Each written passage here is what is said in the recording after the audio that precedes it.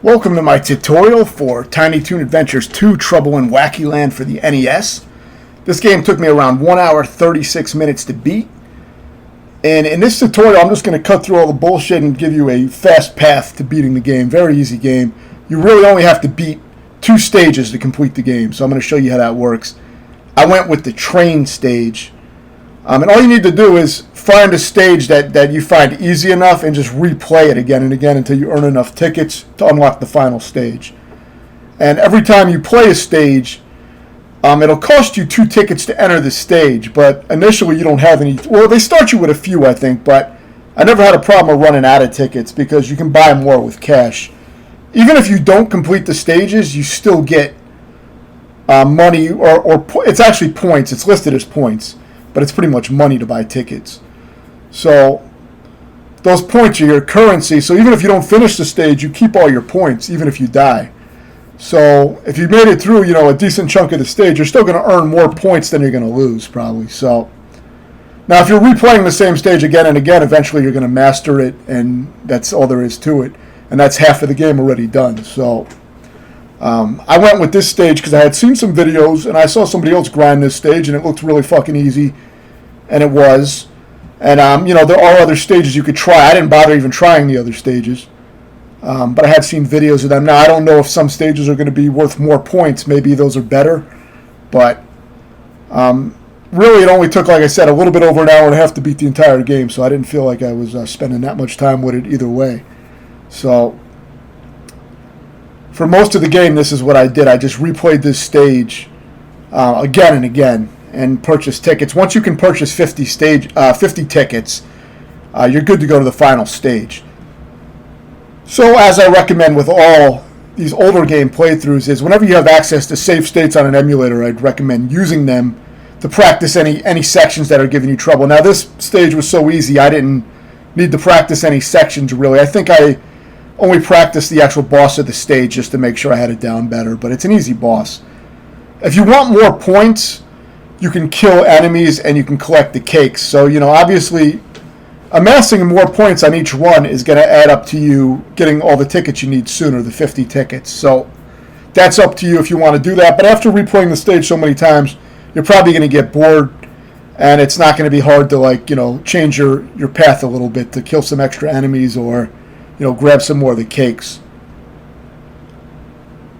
So now whenever you see these enemies in the windows down below in the train cart, they're going to stop on one of the windows and just jump straight up. And you can kill them even while they're mid-flight jumping out of the window once you know where they're going to pop up at. So not much to that. You can kill the birds if you want. For this little glove, it blinks up at the top, and it just means after a fixed amount of time, it's going to slam down. So the best way to deal with that is to kind of just inch the screen and just move very slowly. See how I'm kind of inching it? And you want to keep the glove behind you if you can, because if it stops in front of you, it takes a little time to move back up, and that can get you hit since it's an auto-scrolling stage, and you will have to move into it at some point. So I like to keep it behind me, but that's all you really got to do. You can jump up on the signs or the moving barriers, whatever you want to call them, and you can do a jump attack to take out the enemies in the top windows. And they will throw a soccer ball or some shit at you, which you can also hit and knock back. And that's pretty much it. Very simple stage. And now we have the boss, which is very easy. It may take a few tries to understand exactly how it works, but it's super easy. He's going to pop up at one of the little lids here.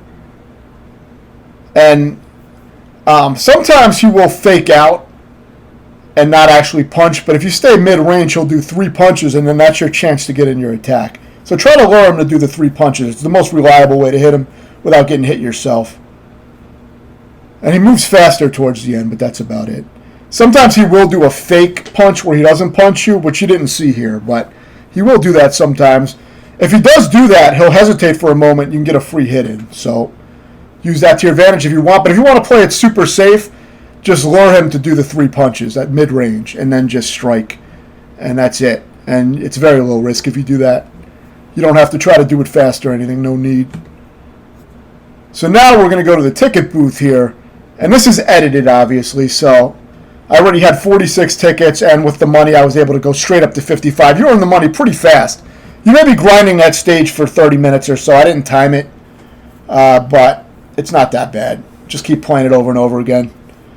And now we can enter the final stage. Now you can get 4 gold tickets to get in there too, or 50 regular tickets. I just went with the 50 normal tickets. I don't know how you get gold tickets. I didn't even look into it. I already had a fucking master plan after watching the video. I just knew what I was going to do to beat this, so I wasn't worried about it. So now, for this final stage, it's a bit of a maze. So just follow the doors that I go in and the pits that I drop into. What I did was I got an index card, like I do with a lot of these maze games, and I just wrote down the directions on an index card. I'll write stuff like, rightmost door, leftmost door, second door from the right, pit at the end, stuff like that I'll recognize. I'll even leave little markers that say stuff like upside down, because sometimes the stage goes upside down, and that will kind of confirm that I'm going the right way. But after doing it enough times, obviously I didn't need the card anymore. I had to play this for a while to get it down fully. And I did use save states to practice sections, which I'm going to recommend. But I'm also going to show you a safe method on one of the hardest parts of the stage. So I got it from a speedrun video, so I'll show you that. This thing is kind of annoying. It doesn't appear right away. But if you jump around enough and scroll the screen back and forth, it seems to make it appear again. Maybe you don't even have to do that. Maybe it'll appear after a certain amount of time. I don't know. I wasn't sure. But if you keep jumping around that area, eventually you'll catch on to it. And, just do what I did there. And for this one, we're going to kind of jump over and go up to the top. Now, you can get a little extra height to your jump by doing your spin attack at the top of your jump. So you may see me do that sometimes. So if you do see me do it, you may need to follow that, follow what I'm doing with that. So there's a lot of easy shit in this stage, very fucking chilled out, nothing crazy. There's just a few parts that are a little tricky that you may want to practice. Now the part that I'm going to show you, it doesn't require too much practice if you understand what's going on, and I'm going to explain that. These guys can be kind of annoying because sometimes they bounce that soccer ball down in there, and it seems kind of random. Like, they usually don't do it, but occasionally it gets in there and I may take a hit. But you do get some health replenishments on this stage, which is useful. So now, here's a move I never had to use in the game, but here I used it. So basically, it's a little tricky, but it's kind of like Super Mario Brothers, where you got to run and then hold down to kind of slide while you're crouched, and you'll get under those barriers. Now, the way you run was not clear to me at all. I didn't even notice it, but you hold your attack button down to run. So you'll hold that down, and then you're just going to press down to slide. All right. So for this part, you see how I crouched down. You see, look at the little circle on the platform, right, and use that to orient your positioning. So you can get your positioning right every time just by looking at that circle on the platform and trying to keep your bottom foot around where you see it here. So try to make a map of that in your head. If you get it down, it's not super precise, I don't think, but I got it like every time. So I don't think it's too tricky to do, but that's a safe spot. Now near the end, you want to get out of that safe spot so you can jump, flip, and let this guy go under you. Remember, the platform stops when you jump. So, just make sure you're dodging the bat and you should be all right. Now jump to the end. So for the last 2 bats, you saw I adjusted what I was doing. I didn't ride it like that the whole way. Now for this part, you're supposed to avoid this character down here that's trying to suck you off or something. I don't know what's going on, but I don't think it matters because I noticed that I got health back now after watching the video. And I always notice I have full health exiting this area, so it's not actually a dangerous area. I think it actually gives you all your health back. So just jump up there and get out of there.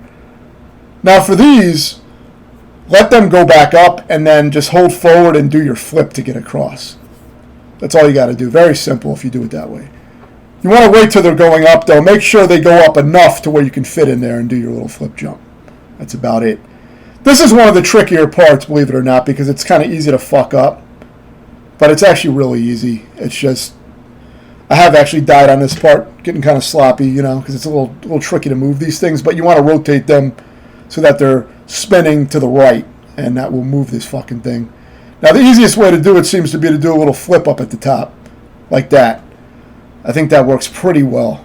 I think that was what I needed to do. I kind of learned that a little bit late, but seems to be the way to go. Now, when you get it far enough, you want to jump and flip out to the end there. Again, let these chomp down, and as they're coming up, right when you have enough space, hold right and do your flip. For this part, I don't recommend doing any flips. except for maybe at the end, because one shitty thing about the controls is when you're flipping in midair, you lose all midair control. You cannot move your character in the air once you do that. So it's kind of shit. It's a shitty thing. But so now we're at the final boss. So for this guy, what I try to do is kind of run to keep pace with him, and I'll keep flipping near where his face is at. And what that's going to do is, when he finally does throw his bomb out, it's going to flip it right into him and damage him. So that's what I'm trying to do, but it's kind of sloppy here, you know. But I'm trying to like jump up to his kind of chest range and flip, and see if you time it right, he blows himself up before the bomb can even come out. So I didn't have the timing mastered or anything. I'm sure you can, but I did not practice this that much, but I did practice it a little bit with save states. And I beat it maybe once with save practice, and then I was like, all right, this is easy enough. I'm not going to waste any more time practicing this shit. But, you know, I'm kind of stubborn. I don't always like to practice shit that much. Though if it's a hard game, I'll usually try to complete a part at least 3 times in a row. If it's a hard boss or something. But this is very easy. So, that's it. That's all you got to do to beat the game. It's a very easy kill for the NES. You know, most NES games are pretty short, the action games, but they can take many hours to beat, you know, because of how difficult they are, but this is not one of those. I do have to go and check out the first game in the series, too. I never actually really worked on that.